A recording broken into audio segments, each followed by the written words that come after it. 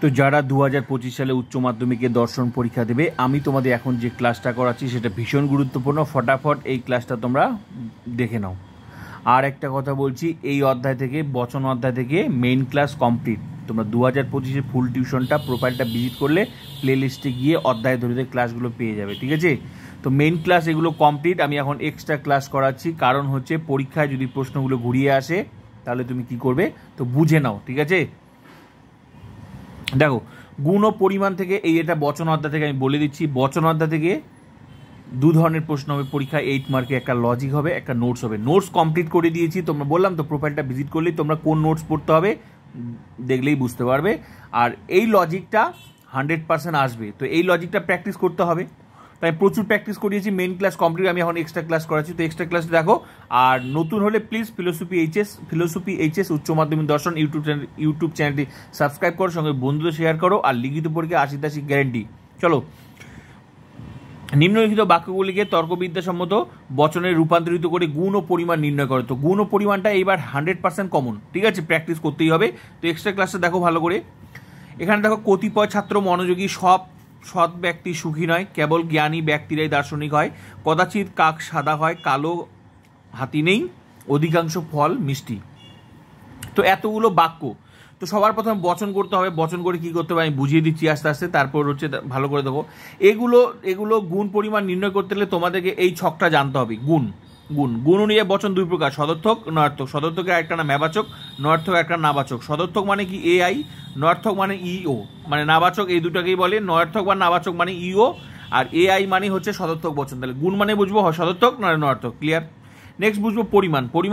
পরিমাণ নিয়ে বচন বুঝবো সামান্য বা সার্বিক আর বিশেষ। তো পরিমাণ মানে বুঝবো হয় সামান্য বুঝবো, নাহলে বিশেষ বুঝবো। সামান্য বচন কখন বলবো?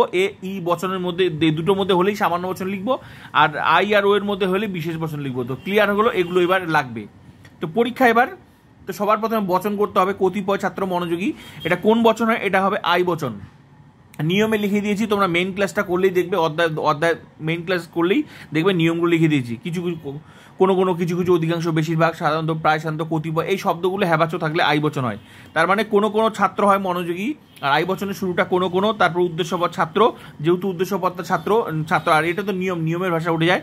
তো ছাত্রটা হচ্ছে মেইন পদ, যার সম্পর্কে বলা এটাই উদ্দেশ্য। তাহলে কোনো ছাত্র হয় মনোযোগী, কোনো ছাত্র হয় মনোযোগী, আই বচন। ক্লিয়ার হয়ে গেল? এলএফ দিয়ে লিখতে হবে। তারপর পয়েন্ট করতে হবে গুণ, যেহেতু বলেছে গুণ বার করতে, তো গুণ পয়েন্ট করতে হবে, গুণ লিখতে হবে। সদর্থক কিছুক্ষণ আগে বললাম যে এ আর আই এর মধ্যে বার হলে সদর্থক, যেহেতু আই বচন বেরিয়েছে ওই জন্য সদর্থক। তারপর পয়েন্ট করতে হবে পরিমাণ হবে বিশেষ। কেন? কারণ যেহেতু হচ্ছে ভালো করে দেখো, যে আই আর ও বচন বেরিয়ে পরিমাণ মানে বুঝবো আমরা কি বিশেষ বচন, তার মানে আই আর ও এর মধ্যে হলেই পরিমাণ বিশেষ। ক্লিয়ার? এটুকু লিখলে 2-2। ক্লিয়ার হয়ে গেল? তো নেক্সট প্রশ্ন কি? সব সৎ ব্যক্তি সুখী নয়। যে সব, এটাও মেইন ক্লাস করলেই তোমরা বুঝতে পারো, সুন্দর করে সাজানো আছে, দেখবে তোমরা ক্লাসগুলো একদম খাতার মধ্যে লিখে নেবে, ফুল টিউশনটা পেয়ে যাবে, ঠিক আছে? এগুলো মেইন ক্লাস কমপ্লিট।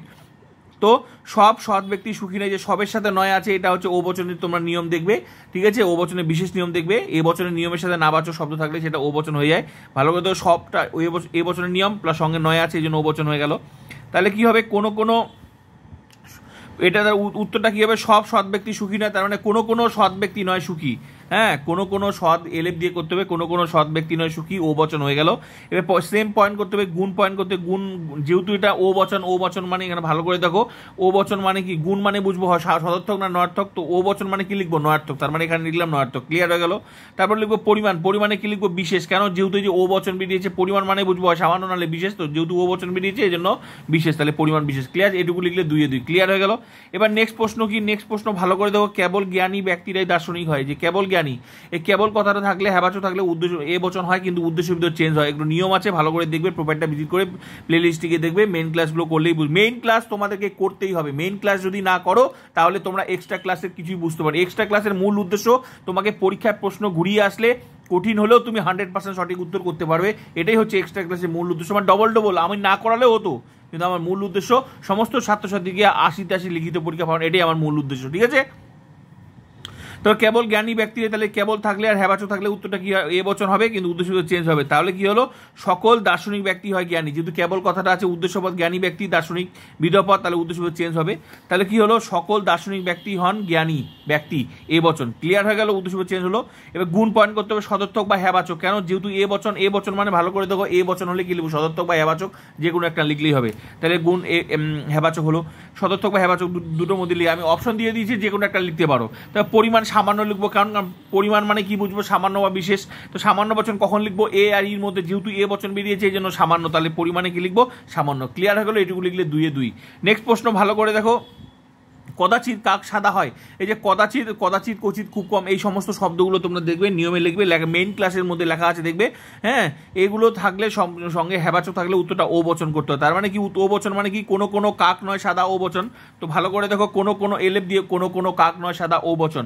এবার সেম পয়েন্ট গুণ পয়েন্ট করতে হবে। গুণ মানে কি, গুণ মানে আমরা কি বুঝবো, গুণ মানে বুঝবো সদর্থক নয়ার্থক। সদর্থক কখন, নয়ার্থক কখন দেবো, ই আর ওর মধ্যে হলে, যেহেতু ও বচন বেরিয়েছে তাহলে এটা গুণে কি করবো, নয়ার্থক বা নাবাচক যে কোনো একটা দিতে হবে।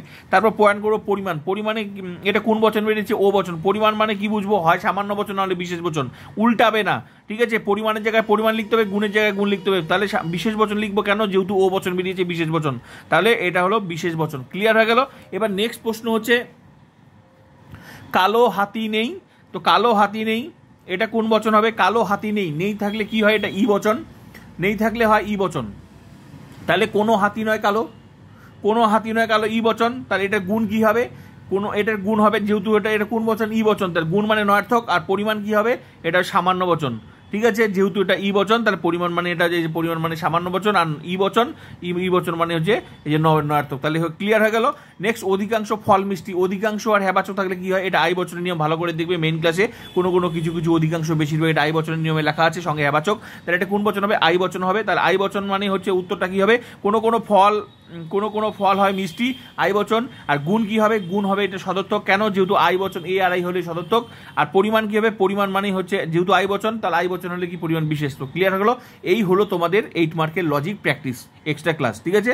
তো আজকের এক্সট্রা ক্লাস সঙ্গে মেইন ক্লাস অবশ্যই করবে, main class very important, main class না করলে এক্সট্রা ক্লাস কিছুই বুঝতে পারবে না, এক্সট্রা ক্লাসের মাথার উপর দিয়ে চলে। আর যখন মেইন ক্লাসগুলো করবে তখন এক্সট্রা ক্লাস তোমাকে জলের মতো ক্লিয়ার। তো এক্সট্রা ক্লাসের মূল লক্ষ্যই হচ্ছে তোমাকে পরীক্ষায় 100% সঠিক উত্তর দিতে সাহায্য।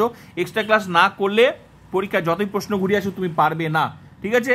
তো এই সুযোগটা আমি দিয়েছি। তো ফুল টিউশনটা তোমরা অধ্যায় ধরে ক্লাসগুলো করে, এক্সট্রা ক্লাস চলছে, মেইন ক্লাস অনেক দূর এগিয়ে গেছে, এক্সট্রা ক্লাস চলবে, কারণ সেই সমস্ত ছাত্রছাত্রীদের জন্য যারা এখন অনেক পিছনে পড়ে আছে, ঠিক আছে।